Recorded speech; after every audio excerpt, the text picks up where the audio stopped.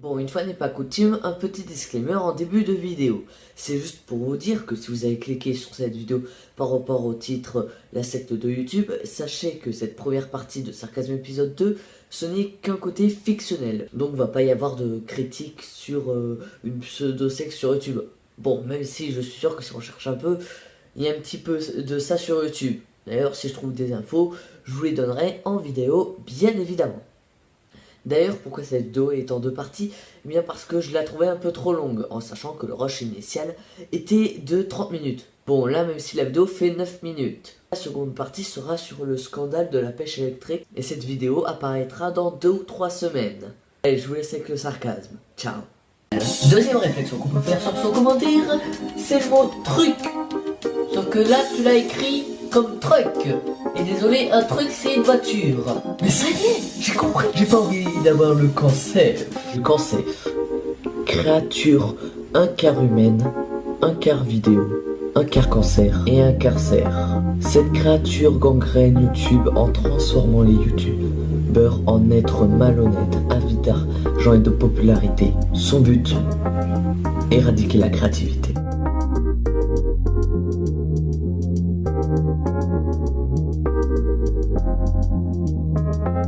Et sur ce, c'est la fin de cette vidéo. Si jamais vous l'avez appréciée, vous pouvez la liker, la partager et même vous abonner si ce n'est pas déjà le cas. Hein?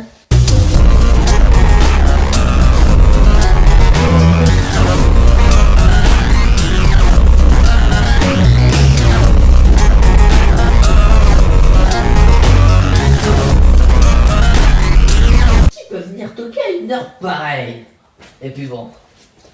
Alors oui, bonjour, nous sommes le facteur. Je crois que vous êtes un peu trompé de domicile parce qu'en fait j'ai pas demandé de colis. Et pourquoi vous êtes cette capuche dégueulasse? Ah oui, mais vous savez, la capuche pour la pluie. Vous voyez, même s'il pleut pas, c'est comme on dit, il vaut mieux prévenir que guérir. Pour la question du colis, c'est-à-dire que j'ai cette magnifique batte que vous voyez ainsi. Et même si vous n'avez pas commandé de colis, eh bien vous pouvez toujours l'acheter. D'accord, mais je n'ai pas d'argent, uniquement des chèques cadeaux. Vous prenez? Ne vous inquiétez pas pour ça, on prend très bien les chèques cadeaux. Merci pour ces magnifiques chèques cadeaux. Je vais vous donner votre batte. Merci, tenez maintenant votre batte. Mais vous faites quoi? Oh, ce n'est rien, juste quelques formalités. Mais Sarcasme épisode 2, la secte de YouTube est remise en question. alors, tu te réveilles? Hein? Mais où je suis? Et puis, qui êtes-vous? Oh, voilà de bien bonnes questions. Qui on est? Où sommes-nous?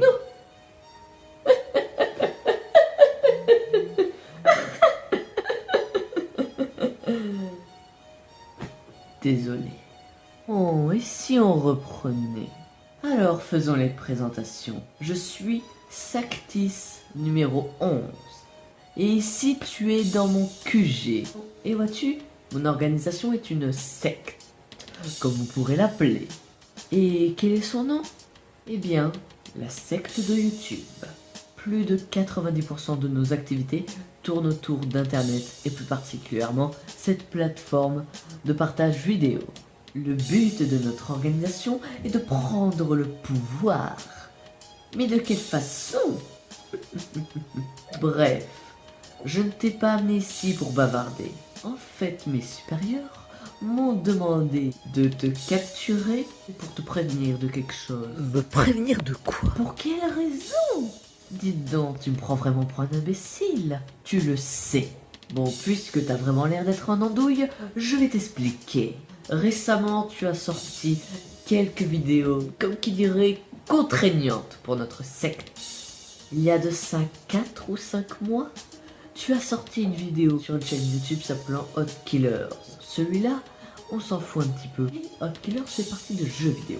Comme c'est le repère de centaines, de milliers et peut-être même de millions de trolls. Avec ces vidéos, tu aurais justement pu t'attirer la foudre de ces trolls. Bien malheureusement, ça n'a pas été le cas. Et veux-tu savoir une chose? Nous collaborons de temps à autre avec les trolls ou membres de jeuxvideo.com. Bien que nous ne pouvons pas leur donner d'ordre, car ils ne font pas partie de notre organisation et que nous sommes donc point leurs supérieurs, Et notre influence et même le pacte qu'on a fait avec eux nous permet de, comme qui dirait, un petit peu les envoyer sur qui on veut, hein. Voilà. Et encore plus récemment, il y a de ça 2 ou 3 mois, tu as sorti une vidéo sur une chaîne d'assez basse qualité, se nommant Warcause. Quel est le lien avec l'élément que j'ai cité précédemment? Aucun. Si ce n'est un.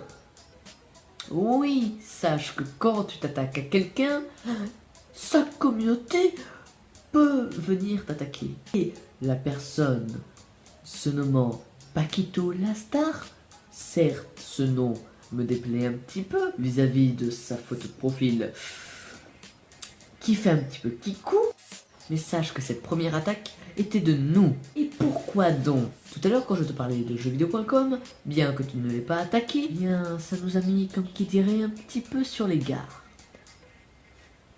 Au début, on ne faisait rien. Ensuite, quand tu as critiqué Warcause, on sentait la haine montante.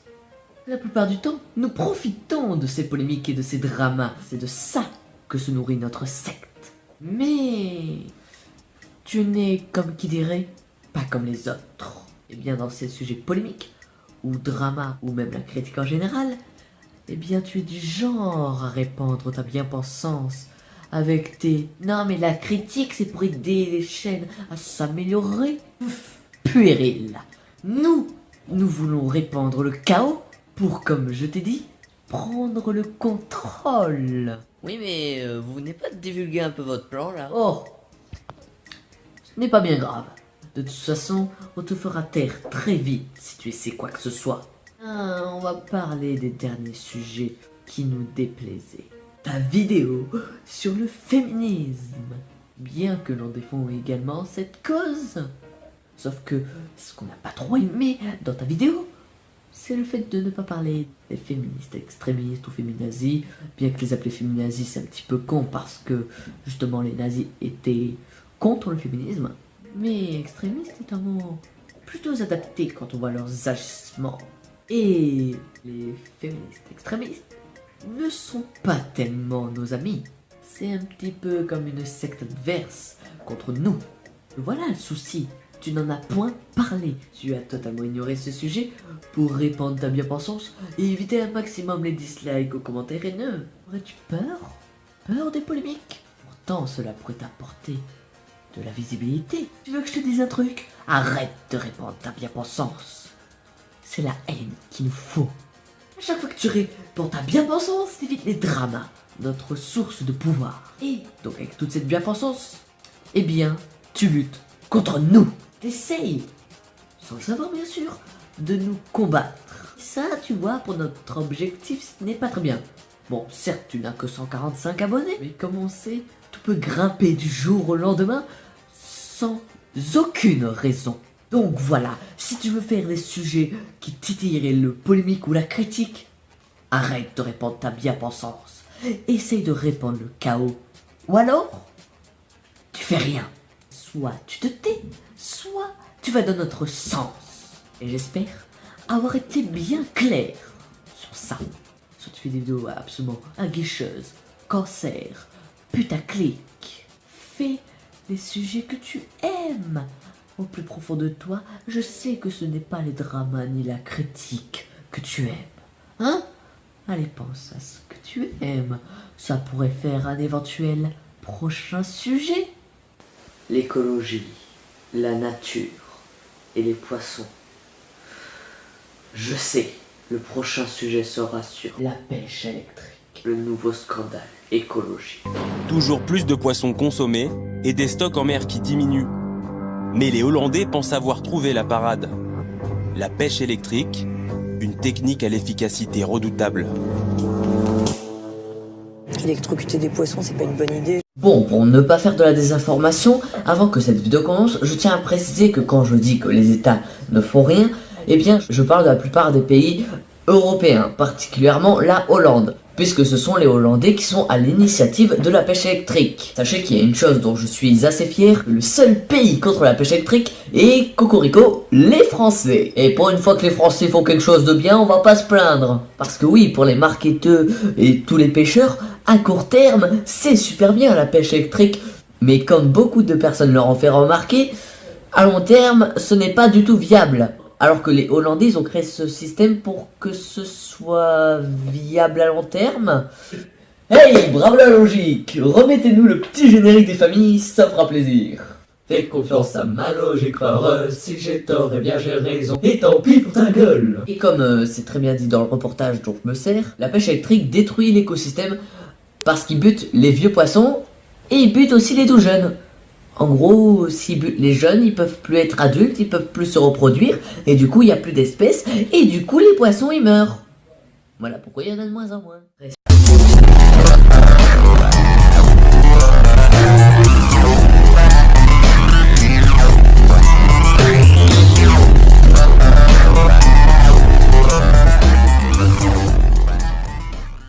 Hey, salut à tous, c'est Kion, et aujourd'hui on se retrouve pour le deuxième épisode de Sarcasme, qui, comme vous l'avez vu dans le titre, est sur la pêche électrique. Et je pense que si vous suivez la chaîne de l'actu animé, vous avez dû en entendre parler. Alors pour cette vidéo, mes sources sont ce reportage que vous pourrez trouver dans la description de cette vidéo. Alors qu'est-ce que c'est la pêche électrique? La pêche électrique, c'est un aileron qui parcourt les fonds marins et envoie des décharges sur les poissons. Électrocutés, ils sont ensuite récupérés par un filet. Jugée destructrice des ressources marines, la pêche électrique est totalement interdite aux États-Unis et en Chine. Mais l'Union européenne, elle, l'autorise en mer du Nord. Alors déjà, de base, je trouvais que la pêche au filet était extrêmement dégueulasse envers les poissons. Mais la pêche au filet électrique est encore plus dégueulasse que la pêche au filet et que la pêche tout court. Venons à la question de pourquoi ils ont créé la pêche électrique. Eh bien en fait, vu que les gens trouvaient de moins en moins de poissons et qu'ils voulaient avoir un rendement plus rapide suite à la baisse de population des poissons, les gens se sont mis à créer la pêche électrique. Et vu qu'avec la pêche électrique ça buté sur place et que c'était beaucoup plus rapide, c'était pour augmenter le rendement et l'efficacité. Et dans le reportage, on voit quoi? On voit des pêcheurs qui se plaignent, mais à côté de chez nous, là on pêchait avant, il n'y a plus de poissons, je suis obligé de prendre la voiture pour aller rouler à plusieurs centaines de kilomètres tous les jours pour pouvoir trouver du poisson. Sauf que les gens, si vous arrêtiez d'utiliser vos méthodes dégueulasses, totalement catastrophiques et anarchiques, eh bien, vous ne tuerez pas autant de poissons. Et si vous ne tuez pas autant de poissons, qu'est-ce qu'il y aurait? Eh bien, il n'y aurait pas de baisse de population des poissons, donc il y aurait encore des poissons dans l'eau. Alors que là, tout ce que vous faites, la pêche au fil et pêche électrique, n'importe quel moyen plus archaïque les uns que les autres, si vous arrêtez de faire ça, eh bien, vous arrêterez de détruire l'écosystème marin. Parce que là, tout ce que vous faites avec vos méthodes totalement aberrantes, vous êtes juste en train de niquer la biodiversité marine. Chaque putain d'année, plus de 1000 milliards de poissons meurent. Est-ce qu'au moins vous vous rendez compte de tout ce que vous butez? Vous faites un massacre 100 fois plus grand que ce qu'il y a d'êtres humains sur Terre. C'est totalement ahurissant. Parmi ces poissons morts, il y a des espèces qui sont en train de disparaître, mais il y a des espèces qui sont carrément disparues. Avec vos 1000 milliards d'êtres vivants tués inutilement, vous détruisez juste un nombre incalculable d'espèces. Là, je ne vous parle que des espèces marines, mais juste regardez la vérité en face. Est-ce que vous imaginez le nombre d'espèces détruites si on y ajoutait des insectes, les mammifères et toutes les autres espèces terrestres? Le nombre d'espèces détruites par année est juste incalculable, colossal, monstrueuse, abominable. Il y a encore bien d'autres conséquences que ça serait difficile de faire une liste totalement exhaustive de tout ce que vous niquez. Parce que si on y rajoute la catastrophe écologique que vous produisez, et que les États trouvent ça normal, totalement légal, de niquer notre planète, et après c'est eux qui viennent nous dire alors oui, essayez d'utiliser des véhicules qui polluent moins, essayez de limiter la consommation d'électricité, etc., etc. Bien jeter les trucs dans les bonnes poubelles. Et bien malgré ça, ce qui est complètement hypocrite chez les États, c'est qu'ils viennent nous parler de catastrophes écologiques, de réchauffement climatique, ou son nom exact, changement climatique. Et ils sont quand même hyper hypocrites parce qu'ils le savent, mais ils ne veulent pas voir la vérité en face, que c'est l'exploitation animale et tout ce qui tourne autour qui pollue le plus. Est-ce que vous savez au moins le pourcentage de gaz à effet de serre que fait l'exploitation animale? 51%. 51% des gaz à effet de serre sont par votre faute, par l'exploitation animale. En fait, arrêtez l'exploitation animale serait beaucoup plus simple que de trier nos déchets, recycler, faire attention à ce qu'on jette, faire attention avec quoi on roule. Donc s'il vous plaît les États, maniez-vous un peu le cul et regardez la vérité en face. Et ne nous dites pas, ouais mais ça a toujours été comme ça, ouais on peut rien changer. Non, non, on peut encore tout changer. C'est à cause de votre mentalité que le monde est détruit. Je suis sûr que la majorité d'entre vous connaissent cette citation, car elle est extrêmement célèbre. Le monde ne sera pas détruit par ceux qui font le mal, mais par ceux qui ne font rien. Or, là, vous êtes les deux. Vous faites le mal et vous ne faisiez rien. Donc, si le monde est détruit, ce sera pas la note de faute. Ce sera amplement et entièrement de la vôtre de faute. Et vous savez quoi? Le truc de la secte de YouTube, ça je m'en bats les couilles. De toute façon, ils m'ont mal attaché. C'est hyper facile. Demandez faire. De toute façon, le connard en sectis numéro je sais plus combien. De toute façon, il est parti. Il irait bien trop loin et il pourra pas me rattraper. Allez, c'était les Kions. Je vous dis à la prochaine. Si jamais toute cette haine vous a plu, vous pouvez liker la vidéo, la partager ainsi que vous abonner à la chaîne. Ça me ferait extrêmement plaisir. Sur ce, je me casse. Ciao.